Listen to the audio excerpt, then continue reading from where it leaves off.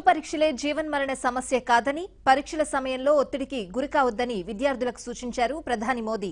ఢిల్లీలోని తాల్కటోరా స్టేడియంలో పరీక్ష పే చర్చ కార్యక్రమంలో పాల్గొన్నారు.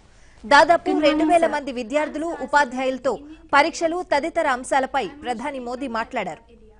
As a student of class 12, I have been observing a mismatch between the questions asked in the examination and the objective with which we are being taught.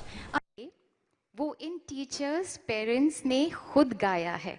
दिव्यांग René ने keyboard खुद अपनी సమావేశానికి హాజరైన విద్యార్థులే కాకుండా దేశవ్యాప్తంగా విద్యార్థులతో వీడియో కాన్ఫరెన్స్ ద్వారా మాట్లాడారు.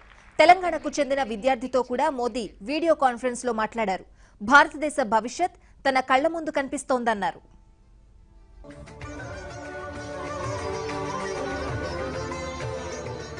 पापा, मैम, सर, आप भी अगर हमारी तरह सिंगिंग, डांसिंग, पेंटिंग और बाकी एक्टिविटीज करेंगे तो आपका भी स्ट्रेस कम होगा और उससे हमारा भी।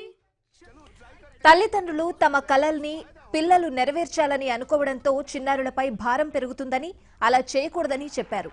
పిల్లలు విఫలమైనప్పుడు తల్లిదండ్రులు చిన్నారుల వెన్ను తట్టి ప్రోత్సహించాలని తెలిపారు. తల్లిదండ్రులు దగ్గరుండి సాంకేతికత సాయంతో కొత్త విషయాలు నేర్చుకునేలా ప్రోత్సహించాలని చెప్పారు.